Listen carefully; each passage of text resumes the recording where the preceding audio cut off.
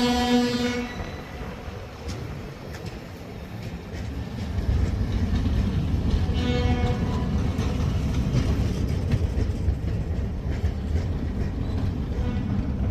no caboose.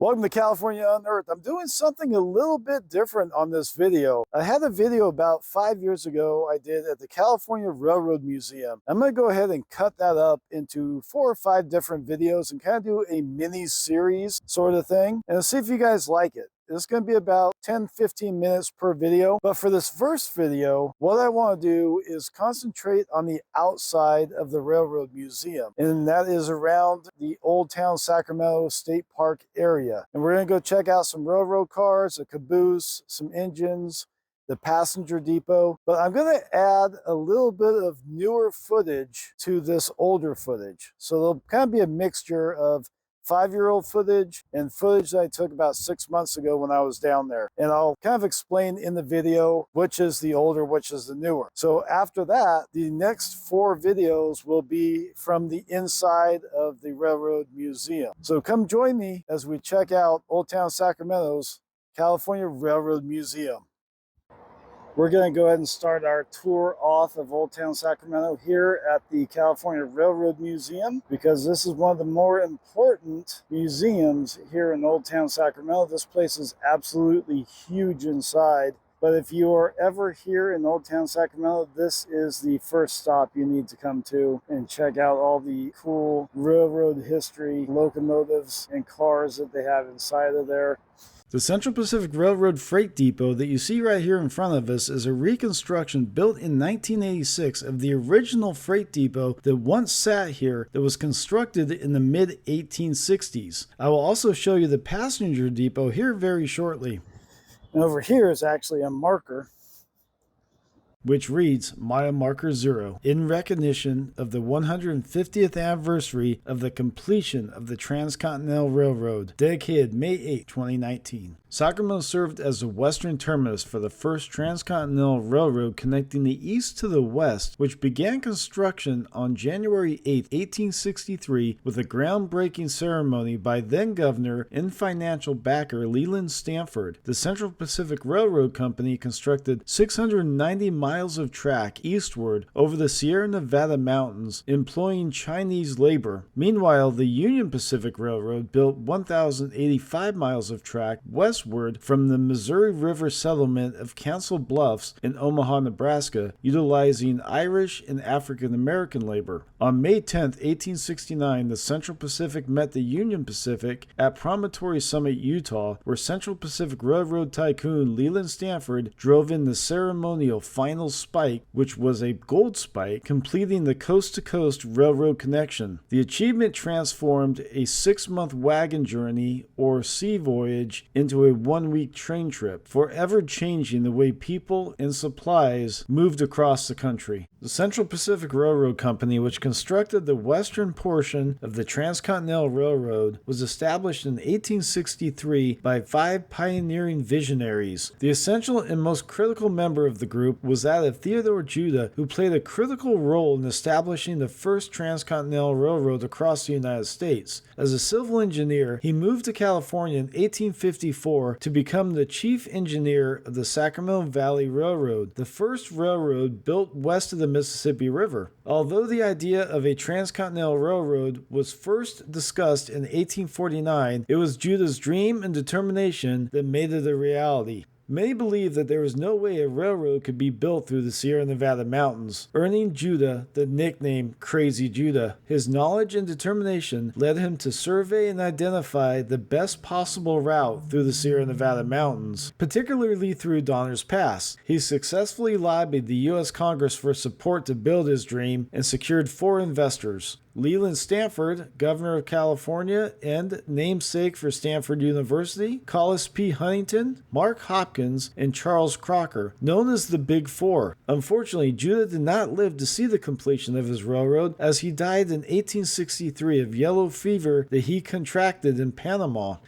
Adjacent to the California Railroad Museum are the Big Four buildings, constructed between 1851 and 1852. The building on the left here is the Stanford Building, and the one in the middle is the Huntington Hopkins Hardware Store, established in 1855, which housed the office of the Big Four. The original Huntington Hopkins Hardware Store was located at 54 K Street, later renumbered in 1880 to 222 K Street. The store was demolished and reconstructed at this location in 1970 due to the construction of Interstate 5. The building has been remodeled to reflect the store's exterior appearance from 1861 to 1877.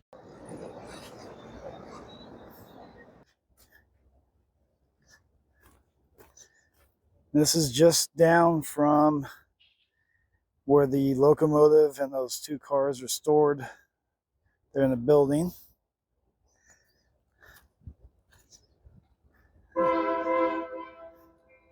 That's good timing. Train horn.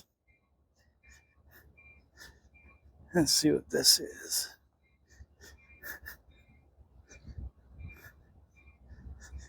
Oh, it's a locomotive, I think. Oh, yeah.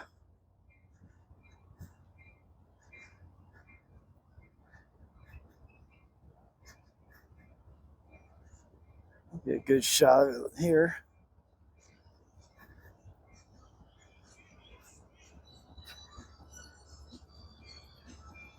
Another car. Santa Fe 5021.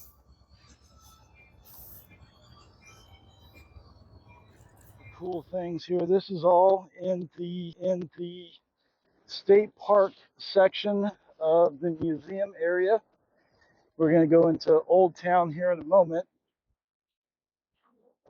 But we have some railroad cars here representing the terminus of the Transcontinental Railroad.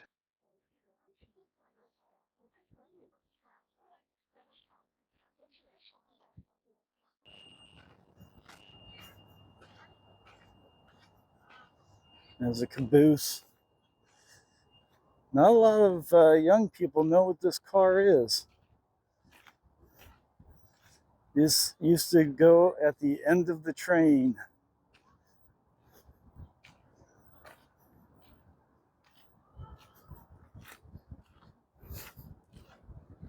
I don't know.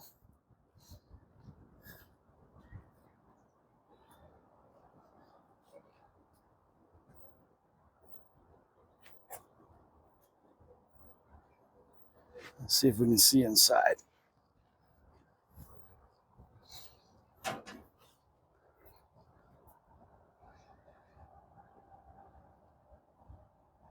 don't know how well this camera is going to be able to see inside, but we're trying.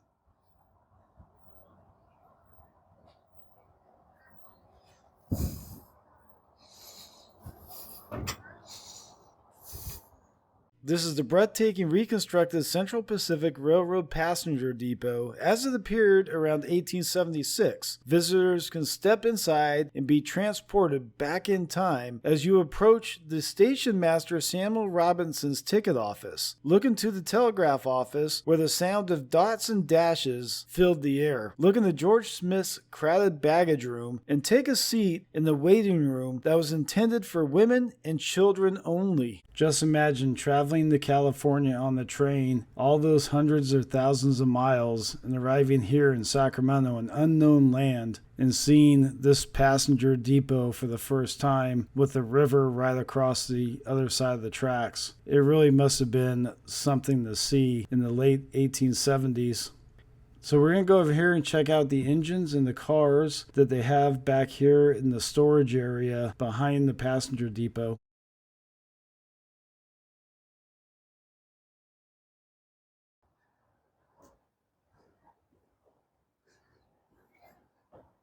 See if I can get that in there. We gotta go around the other side.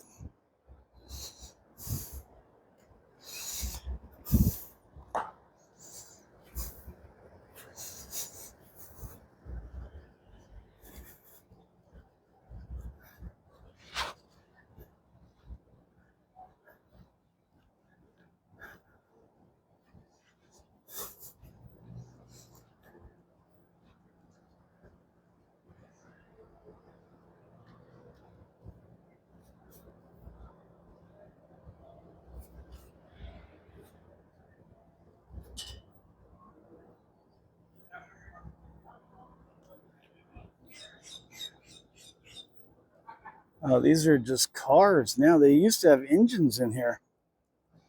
Now they have cars. These were engines last time I was here.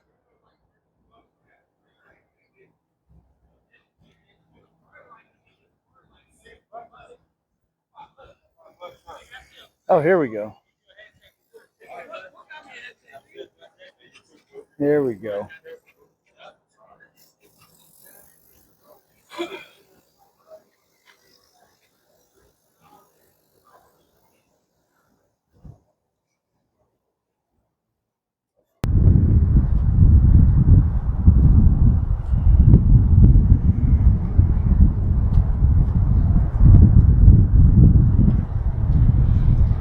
Let's see if we can't get a closer look. Put the camera between the bars here.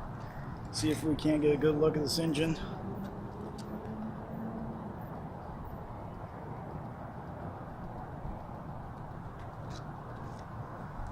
We'll get up to the front here. These things are huge. These things are massive. Can't imagine seeing these things in action.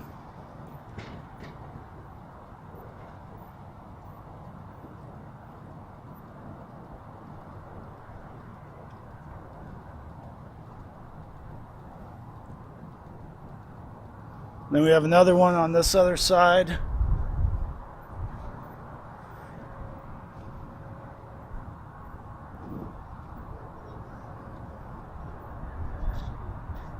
Unfortunately, everything is closed today, but apparently you can go inside and check out the old passenger depot where women and children sat and where the luggage was stored and all that. Is kind of cool, but like I said, everything's kind of closed today.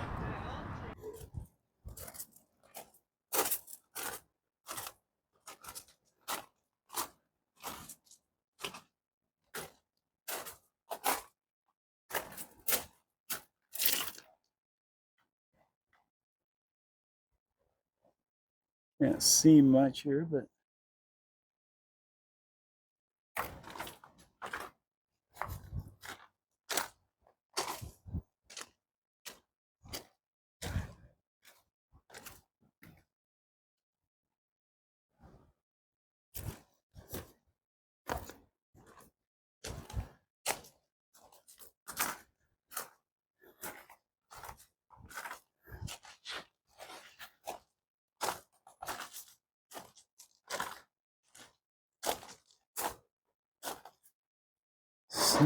snow grate.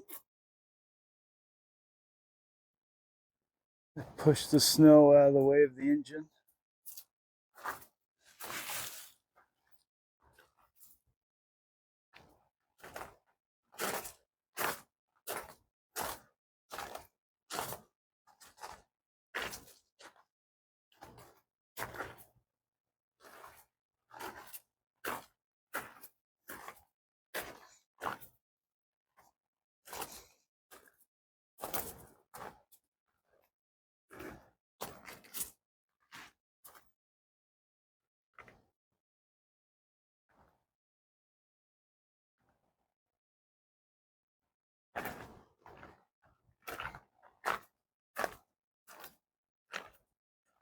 Santa Fe 2925.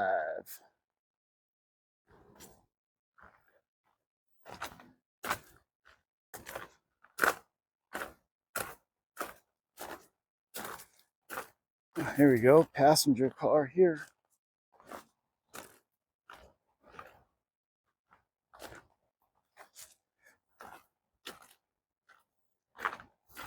That's pretty cool.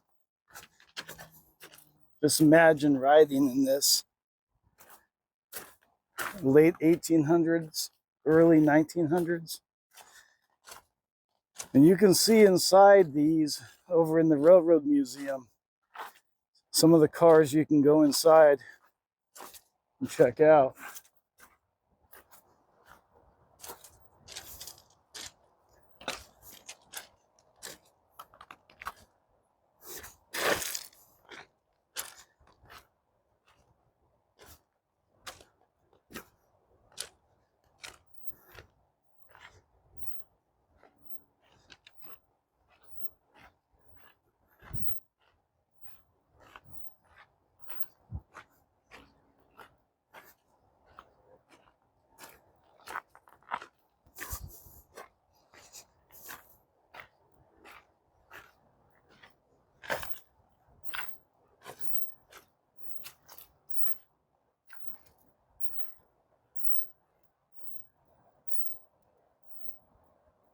The other end.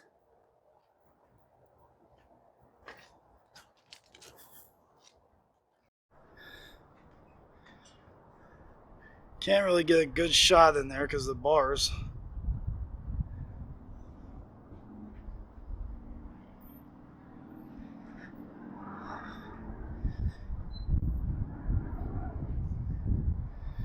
This is a really open area. This is all part of the Railroad Museum.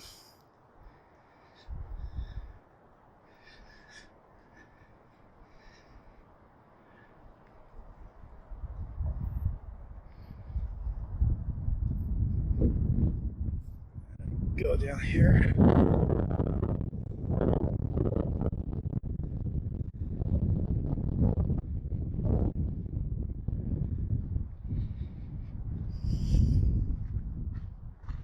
Oh, here we go.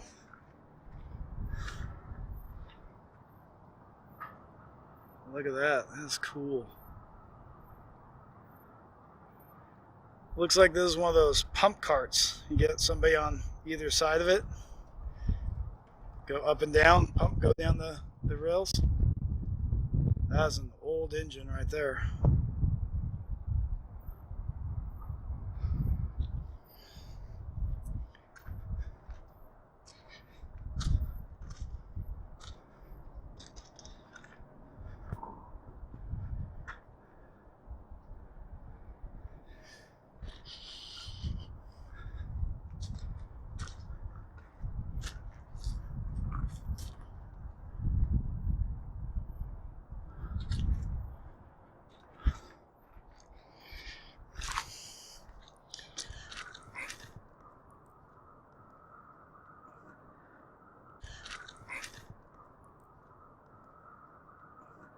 That's it for this episode of California Unearthed. If you enjoyed it as much as I did, smash the like button, subscribe if you guys haven't subscribed. And if you like this mini-series type of content, put it in the comments down below. Let me know, and I will do more of it. I know there's one other thing I want to do in the mini-series type of thing with your guys' comments. That'll let me know if that'd be a good idea or not. We'll see you guys on the next episode.